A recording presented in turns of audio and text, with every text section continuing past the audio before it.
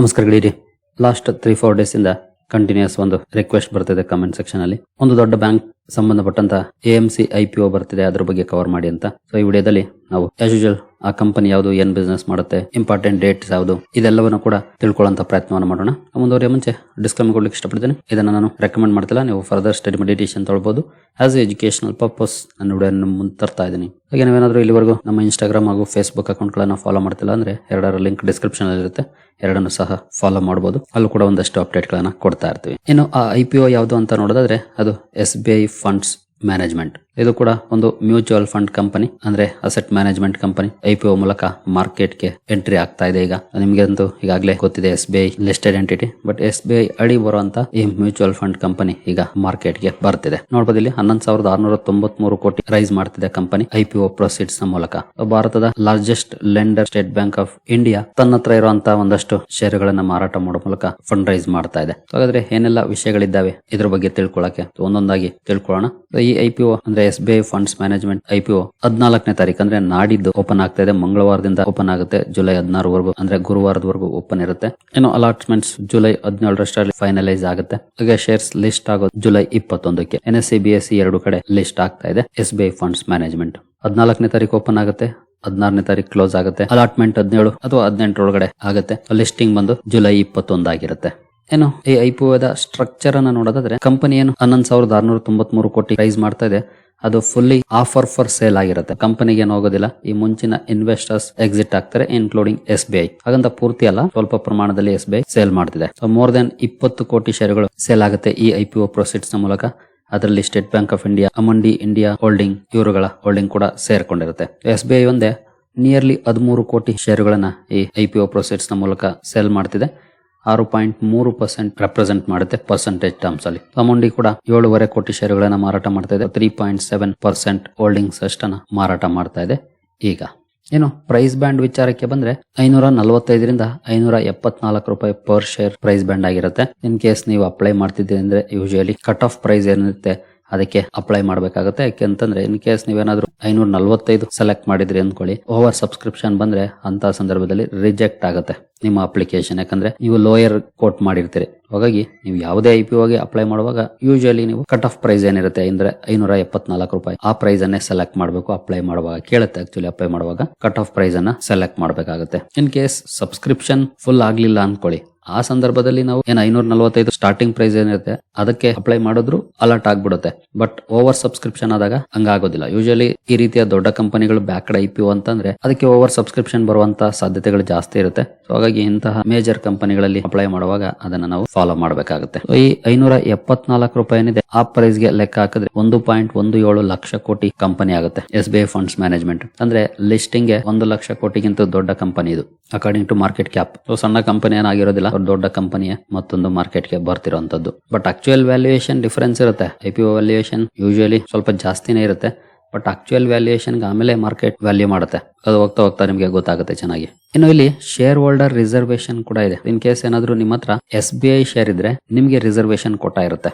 ನೋಡ್ಬೋದು 1.3 ಕೋಟಿ ಶೇರುಗಳನ್ನ ಶೇರ್ ಹೋಲ್ಡರ್ಸ್ ಗೆ ಅಂತಾನೆ ರಿಸರ್ವ್ ಮಾಡಿದೆ SBI. ನಿಮ್ಮ ಹತ್ರ ಒಂದು ಶೇರ್ ಇದ್ರೂ ಕೂಡ ನೀವು ಶೇರ್ ಹೋಲ್ಡರ್ ಕೋಟಾಗೆ ಎಲಿಜಿಬಲ್ ಆಗಿರ್ತೀರಿ. ಬಟ್ ಇದಕ್ಕೆ ಒಂದು ಪರ್ಟಿಕ್ಯುಲರ್ ಡೇಟ್ ಇರುತ್ತೆ, ರೆಕಾರ್ಡ್ ಡೇಟ್. ಆ ದಿನ ನಿಮ್ಮ ಹತ್ರ ಇದ್ರೆ, ಇನ್ ಕೇಸ್ ನಿಮ್ಮ ಹತ್ರ ಏನಾದ್ರೂ ಈಗ್ಲೂ ಇದೆ SBI ಅಂದ್ರೆ ಖಂಡಿತ ನೀವು ಶೇರ್ ಹೋಲ್ಡರ್ ಕೋಟಾಗೆ ಎಲಿಜಿಬಲ್ ಆಗಿರ್ತೀರಿ. ಅಂದ್ರೆ ನೀವೇನಾದ್ರೂ ಇತ್ತೀಚೆಗೆ ತಗೊಂಡಿದ್ರೆ, ಕಳೆದ ವಾರನೋ ಅಥವಾ ಅದಕ್ಕಿಂದಿನ ವಾರನೋ ತಗೊಂಡಿದ್ರೆ ಸ್ವಲ್ಪ ಡೇಟ್ ಅನ್ನ ಕನ್ಫರ್ಮ್ ಮಾಡ್ಕೊಳ್ಳಿ. ಈವನ್ 1 ಶೇರ್ ಇದ್ರೂ ಕೂಡ ಶೇರ್ ಹೋಲ್ಡರ್ ಕೋಟಾಗೆ ಎಲಿಜಿಬಲ್ ಆಗ್ತೀರಿ. ಹಾಗೆ ಕೆಲವರು ಪ್ರಶ್ನೆ ಮಾಡ್ತೀರಿ, ನಾವು ಶೇರ್ ಹೋಲ್ಡರ್ ಕೋಟಾದಲ್ಲೂ ಅಪ್ಲೈ ಮಾಡಬಹುದಾ, ಹಾಗೆ ನಾರ್ಮಲ್ ಕೋಟಾದಲ್ಲೂ ಅಪ್ಲೈ ಮಾಡಬಹುದಾ ಅಂತ.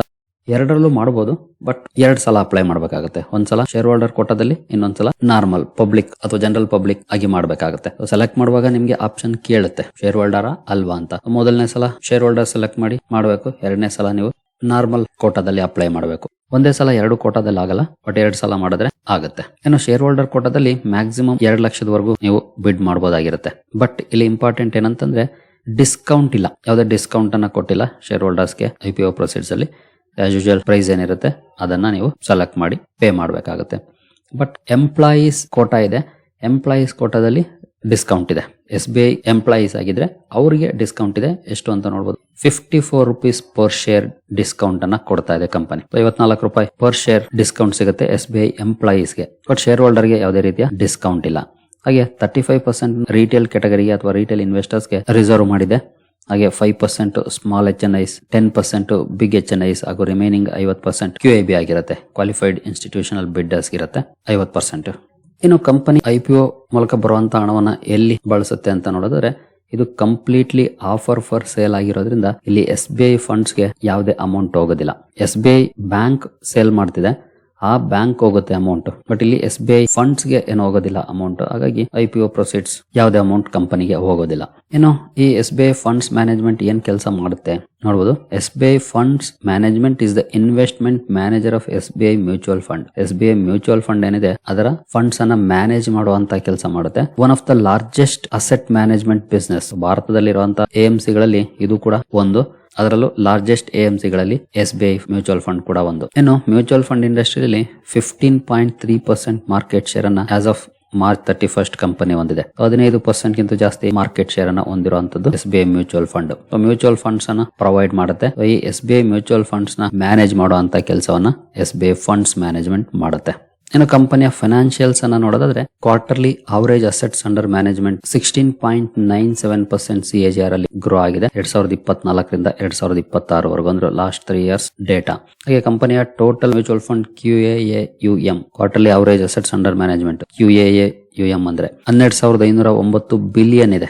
1 ಬಿಲಿಯನ್ಗೆ 100 crore ಲೆಕ್ಕ ಹಾಕೊಳ್ಳಿ. 12,509 ಬಿಲಿಯನ್, ಆಲ್ಮೋಸ್ಟ್ 12,510 ಬಿಲಿಯನ್ ಇದೆ ಆಸ್ ಆಫ್ ಮಾರ್ಚ್ 31, 2026. ಇಂದಿನ ವರ್ಷ 10,729 ಬಿಲಿಯನ್ ಇತ್ತು, ಅದು 12,510 ಬಿಲಿಯನ್ಗೆ ರೈಸ್ ಆಗಿದೆ. ಒಂದು ವರ್ಷದಲ್ಲಿ ಆಲ್ಮೋಸ್ಟ್ 1,800 ಬಿಲಿಯನ್ ಜಾಸ್ತಿ ಆಗಿದೆ. ಇದರಲ್ಲಿ ಪೋರ್ಟ್ಫೋಲಿಯೋ ಮ್ಯಾನೇಜ್ಮೆಂಟ್ ಸರ್ವಿಸಸ್ ಆಗ್ಬೋದು, ಅಡ್ವೈಸರಿ ಆಗ್ಬೋದು, ನಂತರ AIF ಆಲ್ಟರ್ನೇಟಿವ್ ಇನ್ವೆಸ್ಟ್ಮೆಂಟ್ ಬಿಸ್ನೆಸಸ್ ಆಗ್ಬೋದು, ಎಲ್ಲವೂ ಕೂಡ ಸೇರ್ಕೊಂಡ್ರೆ 29,461 ಬಿಲಿಯನ್ ಆಗುತ್ತೆ. ಇನ್ನು ಇದ್ರ ಜೊತೆಗೆ ಲೋಯೆಸ್ಟ್ ಆಪರೇಟಿಂಗ್ ಎಕ್ಸ್ಪೆನ್ಸ್ ರೇಷಿಯೋನ ಹೊಂದಿರುವಂತಹ ಟಾಪ್ 10 AMC ಗಳಲ್ಲಿ ಇದು ಕೂಡ ಒಂದು. ಹಾಗೆ ಈ ಕಂಪನಿಯಲ್ಲಿ ಇರುವಂತಹ ರಿಸ್ಕ್ ಗಳೇನು ಅಂತ ನೋಡೋದಾದ್ರೆ, ಮಾರ್ಕೆಟ್ ಕಂಡೀಷನ್ಸ್ ಏನಾದ್ರೂ ಚೇಂಜಸ್ ಆದ್ರೆ ಕಂಪನಿಯ ಬಿಸ್ನೆಸ್ ಅಲ್ಲಿ ಇಂಪ್ಯಾಕ್ಟ್ ಕಂಡು ಬರುತ್ತೆ. Any revenue and profit reduction, regulatory framework changes, redemption volatility, possible higher discontinuance rates among first time and low ticket investor, competition from other management companies, ಇವೆಲ್ಲವೂ ಕೂಡ ಕಂಪನಿಗೆ ಇರುವಂತಹ ರಿಸ್ಕ್ ಗಳು. ರೆವಿನ್ಯೂ ಅಂಡ್ ಪ್ರಾಫಿಟ್ ರಿಡಕ್ಷನ್ ಆಗ್ಬೋದು, regulatory framework ಬದಲಾವಣೆಗಳಾದಾಗ impact ಆಗುತ್ತೆ, discontinuation ಜಾಸ್ತಿ ಆಗ್ಬೋದು ಇನ್ವೆಸ್ಟರ್ಸ್ ಕಡೆಗಿಂದ. ಅದರಲ್ಲೂ ಲೋ ಟಿಕೆಟ್ ಇನ್ವೆಸ್ಟರ್ ಅಥವಾ ಫಸ್ಟ್ ಟೈಮ್ ಇನ್ವೆಸ್ಟರ್ಸ್ ಏನಿರ್ತಾರೆ ಅವರುಗಳು ಯಾವಾಗ ಬೇಕಾದ್ರೂ ನಿಲ್ಲಿಸಬಹುದು ಇನ್ವೆಸ್ಟ್ಮೆಂಟ್ ಅನ್ನ. ಹಾಗೆ ಅದರ್ ಕಂಪನೀಸ್ ಇಂದ ಕಾಂಪಿಟೇಷನ್ ಜಾಸ್ತಿ ಆಗ್ಬೋದು. ಈ ಎಲ್ಲ ರಿಸ್ಕ್ ಗಳು ಕಂಪನಿಗೆ ಇದೆ. ಇದು ಒಂದು AMC ಆಗಿರೋದ್ರಿಂದ ಒಬ್ವಿಯಸ್ಲಿ ಕಾಂಪಿಟೇಷನ್ ಇದೆ, ಬಟ್ ಗ್ರೋತ್ ಗೆ ಅವಕಾಶ ಇದೆ. ಯಾಕಂದ್ರೆ ಭಾರತದಲ್ಲಿ ಈಗ ತಾನೇ ಹಣ ಮಾರ್ಕೆಟ್ ಗೆ ಬರ್ಲಿಕ್ಕೆ ಶುರುವಾಗಿದೆ. ನಾವು ಅಮೆರಿಕಾಗೆ ಕಂಪೇರ್ ಮಾಡಿದ್ರೆ ಆಲ್ಮೋಸ್ಟ್ 50% ವರೆಗೂ 45 to 50% ಜನ ಅಲ್ಲಿ ಹೂಡಿಕೆ ಮಾಡ್ತಾರೆ ಮಾರ್ಕೆಟ್ ಅಲ್ಲಿ. ಅದು ಮ್ಯೂಚುವಲ್ ಫಂಡ್ ಮೂಲಕ ಆಗ್ಬೋದು ಅಥವಾ ಸ್ಟಾಕ್ ಮೂಲಕ ಆಗ್ಬೋದು. ಬಟ್ ಇಂಡಿಯಾ ಕಂಪೇರ್ ಮಾಡಿದ್ರೆ ಅರೌಂಡ್ 5 to 6% ಇದೆ. ಗ್ರೋತ್ ಅಪರ್ಚುನಿಟಿ ಜಾಸ್ತಿ ಇದೆ, ಬಟ್ ಇರುವಂತ ಅಪರ್ಚುನಿಟಿಯನ್ನ ಕಂಪನಿ ಯಾವ ರೀತಿ ಬಳಸ್ಕೊಳ್ಳುತ್ತೆ ಅದರ ಮೇಲೆ ಕಂಪನಿಯ ಸಕ್ಸಸ್ ಡಿಪೆಂಡ್ ಆಗುತ್ತೆ. ಇನ್ನು ಕಂಪನಿಯ ಗ್ರೇ ಮಾರ್ಕೆಟ್ ಪ್ರೀಮಿಯಂ ಎಷ್ಟಿದೆ ಅದು ಕೂಡ ಬಹಳ ಇಂಪಾರ್ಟೆಂಟ್ ಅಲ್ವಾ. ಲಿಸ್ಟಿಂಗ್ ಅಲ್ಲಿ ಏನಾದ್ರೂ ಕಂಪನಿ ಲಾಭ ಕೊಡಬಹುದಾ ಆ ವಿಚಾರಕ್ಕೆ ನಾವು ಬಂದ್ರೆ ನೋಡಬಹುದು. ಸದ್ಯದ ಮಟ್ಟಿಗೆ 88 ರೂಪಾಯಿ ಇದೆ GMP. ಅಪ್ಪರ್ ಬ್ಯಾಂಡ್ ಪ್ರೈಸ್ ಬಂದು 574 ರೂಪಾಯಿ ಇದೆ. ಅಂದ್ರೆ 662ಕ್ಕೆ ಲಿಸ್ಟ್ ಆಗುವಂತ ಚಾನ್ಸಸ್ ಇದೆ. ಅಂದ್ರೆ ಅರೌಂಡ್ 15% ಪ್ರೀಮಿಯಂ ಆಸ್ ಆಫ್ ನಾವು ನೋಡ್ಲಿಕ್ಕೆ ಕಾಣ್ತಾ ಇದೆ. ಬಟ್ 21 ಜುಲೈ ಅಷ್ಟರಲ್ಲಿ ಪರಿಸ್ಥಿತಿಗಳು ಬದಲಾಗಬಹುದು. ಬಟ್ ಸದ್ಯದ ಮಟ್ಟಿಗೆ 15% ಪ್ರೀಮಿಯಂ ಇದೆ. ಇಂಟ್ರೆಸ್ಟ್ ಇರೋರು ಕಂಪನಿಯ ಬಗ್ಗೆ ಸ್ಟಡಿ ಮಾಡಬಹುದು. ನಾನು ಯಾವಾಗಲೂ ಒಂದು ವಿಷಯನ ಹೇಳ್ತಾ ಇರ್ತೀನಿ, ಎಸ್ಪೆಷಲಿ IPO ಗಳಿಗೆ ಸಂಬಂಧಪಟ್ಟಂತ ವಿಡಿಯೋಗಳನ್ನ ಕವರ್ ಮಾಡಿದಾಗ 25 to 30% ಇದ್ರೆ ಒಳ್ಳೇದು ಅಂತ. ಯಾಕಂದ್ರೆ ಯಾವುದೇ ಬ್ಯಾಡ್ ನ್ಯೂಸ್ ಬಂದು ಮಾರ್ಕೆಟ್ ಅಲ್ಲಿ ಪರಿಸ್ಥಿತಿಗಳು ಬದಲಾದ್ರೆ ನೆಗೆಟಿವ್ ಆಗುವಂತ ಚಾನ್ಸಸ್ ಕಡಿಮೆ ಇರುತ್ತೆ. ಬಟ್ ಇದು ಓಕೆ. ಬಟ್ ನಮ್ಮ ಎಕ್ಸ್ಪೆಕ್ಟೇಷನ್ ಏನಿರುತ್ತೆ 25 to 30 ಅಷ್ಟಿಲ್ಲ. ಬಟ್ ಸದ್ಯದ ಮಟ್ಟಿಗೆ 15% ಇದೆ. ಇನ್ನು ಟೈಮ್ ಇದೆ, ನಾಳೆ ನಾಡಿದ್ದು ನೋಡಬಹುದು ಯಾವ ರೀತಿ ಬದಲಾಗುತ್ತೆ ಅಂತ. ಜೊತೆಗೆ ಇಲ್ಲಿ 15% ಇದೆ ಅಂದ ತಕ್ಷಣ 15% ಪ್ರೀಮಿಯಂ ಸಿಕ್ಬಿಡುತ್ತೆ ಅಂತ ಏನಲ್ಲ. ಇಲ್ಲೂ ಕೂಡ ಪರಿಸ್ಥಿತಿಗಳು ಬದಲಾಗುತ್ತೆ. 15% ಇರೋದು 10% ಆಗ್ಬೋದು, 5% ಆಗ್ಬೋದು, ಅಥವಾ 20 ಆಗ್ಬೋದು, 25 ಆಗ್ಬೋದು. ಎರಡೂ ಕಡೆ ಚಾನ್ಸಸ್ ಇರುತ್ತೆ. ಕೇರ್ಫುಲ್ ಆಗಿ ವಾಚ್ ಮಾಡಬೇಕಾಗುತ್ತೆ. ಸರಿ ಗೆಳೆಯರಿ, ಈ ವಿಡಿಯೋ ನಿಮಗೆ ಇಷ್ಟ ಆಗಿದೆ ಅನ್ಕೊಳ್ತೀನಿ. ಹಾಗೆ ಡಿಸ್ಕ್ರಿಪ್ಷನ್ ಅಲ್ಲಿ ಅಕೌಂಟ್ ಓಪನ್ ಮಾಡ್ಕೊಳ್ಳುವಂತ ಲಿಂಕ್ ಇದೆ. ಇಂಟ್ರೆಸ್ಟ್ ಇರೋ ಅಕೌಂಟ್ ಅನ್ನು ಓಪನ್ ಮಾಡ್ಕೊಳ್ಬಹುದು. ಹೂಡಿಕೆಗೆ ಸಂಬಂಧಪಟ್ಟಂತೆ ನಿಮ್ಗೆ ಏನಾದರೂ ಸಪೋರ್ಟ್ ಬೇಕು ಅಂದ್ರೆ ಇಲ್ಲಿರುವಂತಹ ನಂಬರ್ಗಳ ಮೂಲಕ ನಮ್ಮ ಟೀಮ್ ನ ಸಂಪರ್ಕ ಮಾಡಬಹುದು. ಬಟ್ ಸಪೋರ್ಟ್ ಸಿಗಬೇಕು ಅಂದ್ರೆ ನೀವು ನಮ್ಮ ಮೂಲಕ ಅಕೌಂಟ್ ಅನ್ನು ಓಪನ್ ಮಾಡ್ಕೊಂಡಿರ್ಬೇಕಾಗುತ್ತೆ. ಹಾಗಾಗಿ ಲಿಂಕ್ ಅನ್ನ ಬಳಸ್ಕೊಂಡು ಅಕೌಂಟ್ ಅನ್ನು ಓಪನ್ ಮಾಡ್ಕೊಂಡು ಸಂಪರ್ಕ ಮಾಡಬಹುದು. ಸರಿ ಗೆಳೆಯರಿ, ಮುಂದಿನ ವಿಡಿಯೋದಲ್ಲಿ ಸಿಗೋಣ. ಅಲ್ಲಿವರೆಗೂ ಜೈ ಹಿಂದ್, ಜೈ ಕರ್ನಾಟಕ.